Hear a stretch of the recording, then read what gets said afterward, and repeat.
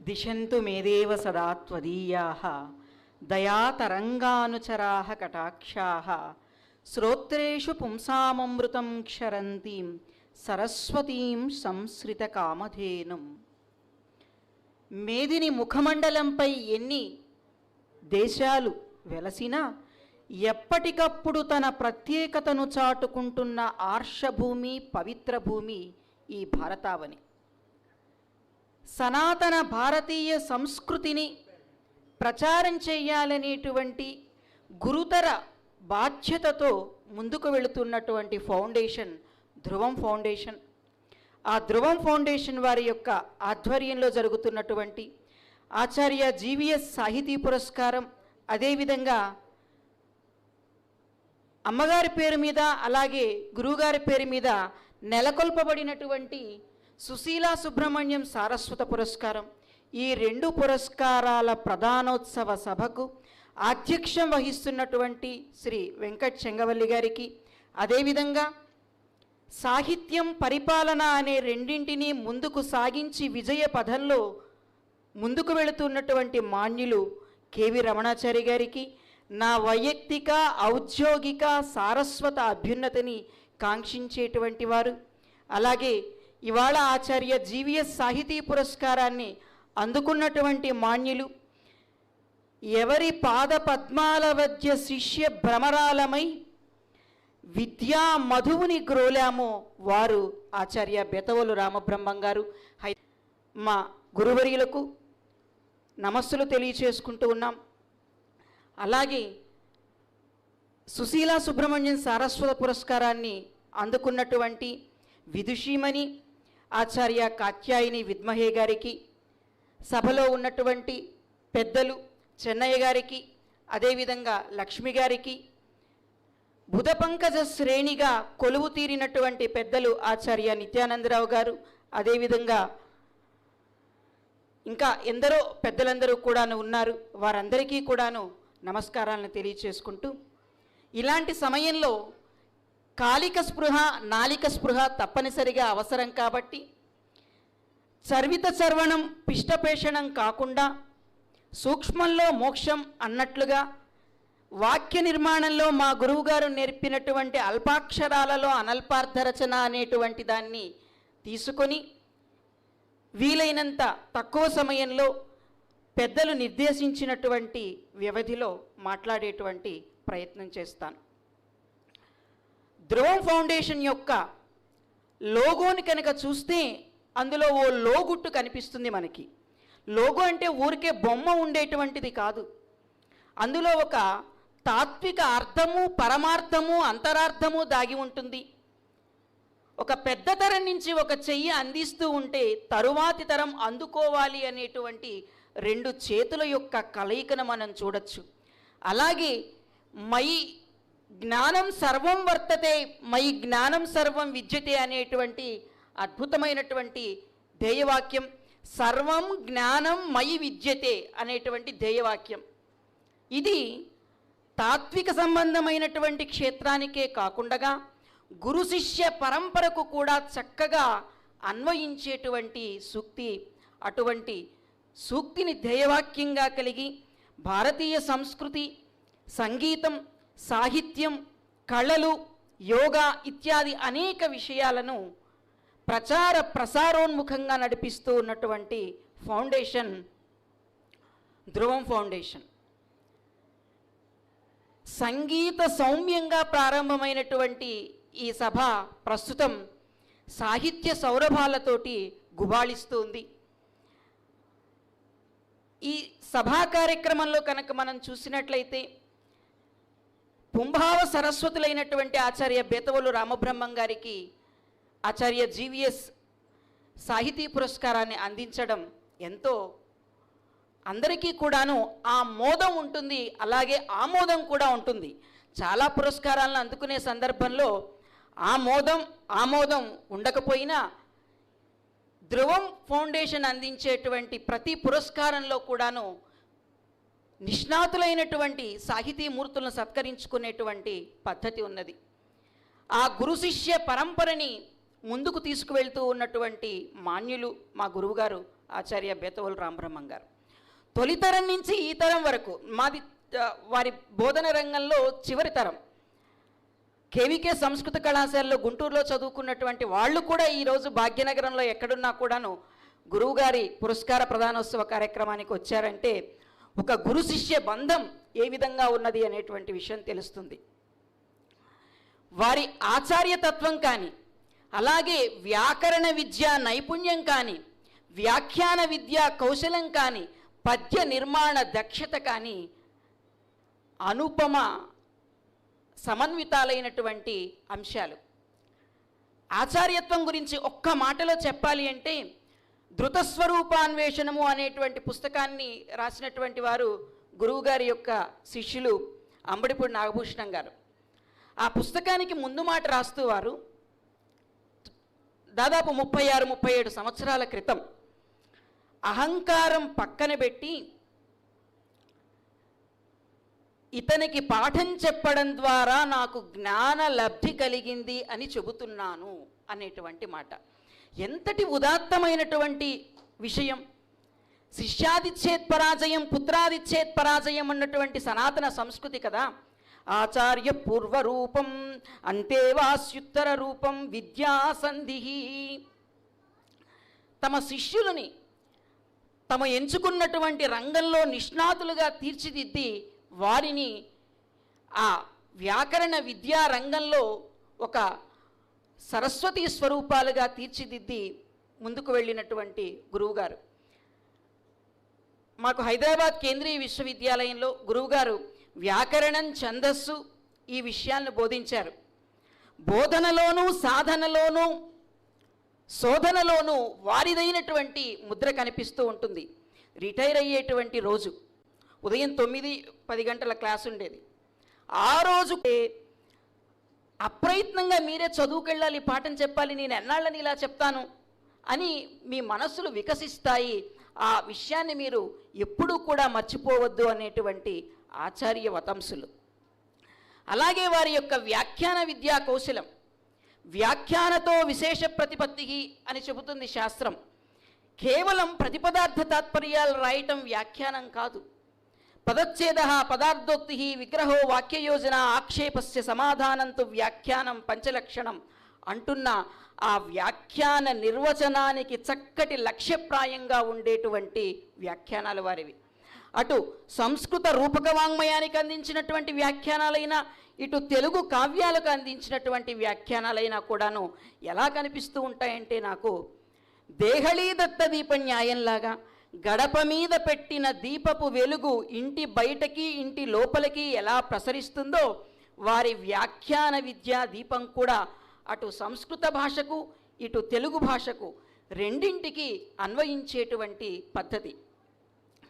వేణి సంహారం, అనర్ఘరాఘవం ఇలాంటి రూపకాలకు రాసినటువంటి వ్యాఖ్యానాలు చూస్తే ఎంత పరిశోధన చేసి ఎంత భాషా వ్యుత్పత్తి ఉంటే తప్ప ఇటువంటి వ్యాఖ్యానాలు రాయలేరు అని అనిపిస్తుంది. నిర్దేశ పరిభాషను చెప్పినటువంటి అనర్ఘరాఘవంలో అంటే రూపకంలో ఎవరితో ఏ విధంగా సంబోధన చేస్తారనేటువంటి చాలా విషయాలని ఆయా వ్యాఖ్యాన గ్రంథాల్లో వారు పొందుపరిచారు. గాఢమైన గూఢమైన అంశాలను సరళాతి సరళంగా చెప్పడంలో వారు పొందినటువంటి దక్షత అది అనితర సాధ్యం అని చెప్పడం ఏమాత్రం అతిశయోక్తి కాదు. వ్యాఖ్యాన విద్యతో పాటుగా చక్కటి పద్యకావ్య రచన. ఇందాక పెద్దలు చెప్పినట్లుగా అది కొత్త గోదావరి కావచ్చు, లేదా ఆధునిక కాలంలో వచ్చినటువంటి శవంతకమణి కావచ్చు. ఏ విషయమైనా సరే సమకాలీన విషయాలను చక్కగా పద్యరూపకంగా అందించడంలో వారు అందవేసిన చెయ్యి అనేటువంటి విషయం నాబోటి వాళ్ళు చెప్పేటువంటిది కాదు. సాహిత్య విమర్శ రంగంలో, పద్య నిర్మాణ రంగంలో తలస్పర్శి పాండిత్యం కలిగినటువంటి పెద్దలు నొక్కి ఒక్కాణిస్తూ ఉన్నటువంటి అంశం. సరే, వ్యాఖ్యాతగానే కాకుండా ఉమ్మడి వ్యాఖ్యానం చేయించటం, పండిత మండలి అందరినీ కూడాను కూర్చి దాసరి లక్ష్మణస్వామి గారు రచించినటువంటి ఆ వర్ణన రత్నాకరం అంటే ప్రాచీన కావ్యాల్లో ఉన్నటువంటి ఆణిముత్యాల లాంటి పద్యాలకు వ్యాఖ్యానం చేయించేటువంటి బృహత్తరమైనటువంటి ప్రాజెక్టు. 23 సంపుటాలుగా ఆ వర్ణన రత్నాకరం ఆవిర్భవించింది. వారి వ్యాఖ్యాన సరళి పద్య కవితా పరిచయంలో నన్నయ్య గారి నుంచి కంకంటి పాపరాజు గారి వరకు ఉన్నటువంటి పద్య కావ్యాల యొక్క సుగంధాలను నేల నలుచెరగల సామాన్య పాఠకుడికి అందించడంలో వారు చేసినటువంటి కృషి అనుపమానం. పద్య కవితా పరిచయాన్ని వారు రాసినటువంటి దాన్ని చూసి స్ఫూర్తిని పొంది అదే పందాలో వారి యొక్క శిష్యరికంగా భావించి కావ్య పరిచయాలు చేసినటువంటి వాళ్ళు కూడా ఉన్నారు. ఇక్కడే ఉన్నారు బాలాంత్రపు వెంకటరమణ గారు. మనుచరిత్ర, వసుచరిత్ర, అదేవిధంగా పాండురంగ మహాత్యం ఇలాంటి ప్రబంధ కావ్య పరిచయాలు రాశారు. అందులో చెప్పారు, నాకు స్ఫూర్తి కలిగింది ఎందుకు అంటే, దే విషయం నుంచి నాకు స్ఫూర్తి కలిగింది అంటే పద్య కవితా పరిచయం నుంచే నాకు స్ఫూర్తి కలిగింది అన్నారు. అంటే పాఠకమిత్ర అనేటువంటి ఒక కొత్త ఒరవడిని సృష్టించి రీడర్ ఫ్రెండ్లీగా వ్యాఖ్యానం అనేటువంటిది ఉండాలి అని ఆ పంధాని తీర్చిదిద్దినటువంటి గురువర్యులు ఆచార్య బేతవోలు రామబ్రహ్మం గారు. అటువంటి మహనీయుల వద్ద చదువుకునేటువంటి భాగ్యం పురాకృత పుణ్య విశేష ఫలం తప్ప మరొకటి కాదు అని నేను ఎప్పుడూ బలీయంగా విశ్వసిస్తూ ఉంటాను. ప్రతి ఒక్కరి దగ్గర నుంచి కూడాను ఏదో ఒకటి నేర్చుకోవాల్సినటువంటి విషయం ఉంటుంది అబ్బాయి అంటారు. చాలా ఆత్మీయంగా శిష్యులతో సంభాషణ చేసేటువంటి పద్ధతి కానీ అది అపూర్వమైనటువంటి అంశం. తొలితరం నుంచి మలితరం వరకు ఉన్నటువంటి శిష్యరంగం అంతా కూడా చెప్పుకునేటువంటి మాట, తమ అంతేవాసులు కూడా అంతే వాసికెక్కాలి అని కోరుకునేటువంటి ఉదాత్తమైన సంకల్పం కలిగినటువంటి గురువర్యులు ఆచార్య బేతవోలు రామబ్రహ్మం గారు. కాళిదాస మహాకవి శాకుంతలంలో ఒక శ్లోకం ఇలా చెబుతారు, గచ్చతి పురశరీరం ధావతి పశ్చాద్ అసంస్థుతం చేతః చీనాంశుకమివ కేతో ప్రతివాతం నియమానస్య. శరీరమేమో ముందుకెళ్తుంది, మనస్సేమో వెనక్కి లాగుతూ ఉంది, ఏం చేయాలిరా బాబోయ్ అని దుష్యంత్ మహారాజు అనుకుంటూ ఉంటాడు. ప్రస్తుతం నా పరిస్థితి కూడా అంతే. మాటలు అలా ఏమో ముందుకు వెళుతూ ఉన్నాయి, ఇంకా ఆ రంగం ఉన్నది కదా, ఇంకో రంగం ఉన్నది కదా. ఆయా రంగాలలో వీరంగం సృష్టించినటువంటి గురువుగారి ఘనతని అద్దంలో చూపించినట్లుగా, చందమామని అద్దంలో చూపించినట్టుగా చెప్పడం కుదరదు కదా అని అటు వెనక్కి ఇటు ముందుకి వెళ్తూ ఉంటుంది. శరీరం ముందుకు వెళ్తున్నట్లుగా అక్కడ మనస్సేమో వెనక్కి వెళ్తూ ఉన్నట్లుగా ఇక్కడ కూడా అనేక విషయాలు ఇంకా మాట్లాడుకోవాల్సినటువంటివి ఉన్నాయి. ఏది ఏమైనప్పటికీ వ్యాఖ్యాన విద్యారంగంలో తమదైనటువంటి ముద్రను వేసి తరువాతి తరం ఒక కరదీపికగా కరావలంబనంగా ఆ విద్యా పద్ధతిని స్వీకరించేటువంటి ప్రయత్నం అద్భుతంగా చేసినటువంటి మాన్యులు. చమక్కులు కూడా అద్భుతంగా ఉంటాయి. ఆధునిక వేమన శతకం అనేటువంటి ఆ శతకంలో వారు అందించినటువంటి చమక్కులు, భార్యయనెడు నొక్క భారము లేనిచో పుణ్యాకు ఓలే పురుషుడే గురు దారి తప్పని దైవము భార్యరా విశ్వదాభిరామ వినురవేమా. మంచి చెప్పేటప్పుడు అదే పెద్దరికం ఉంటుంది, మార్చుకోవాలి మీరు ఇలా ఉండకూడదు అని చెప్పేటప్పుడు అదే పెద్దరికం ఉంటుంది. గుణదోష తార్కికత చాలా చక్కగా ఉంటుంది వారిలో. విద్యా విధానాన్ని గురించి ఆ ఆధునిక వేమన శతకంలో చెప్తూ, మార్కులిచ్చువాడు మా మంచి మాస్టారు, చదువు చెప్పువాడు చవటగాడు, మాదు శిష్యులెల్ల మార్క్సిస్టులైనారు.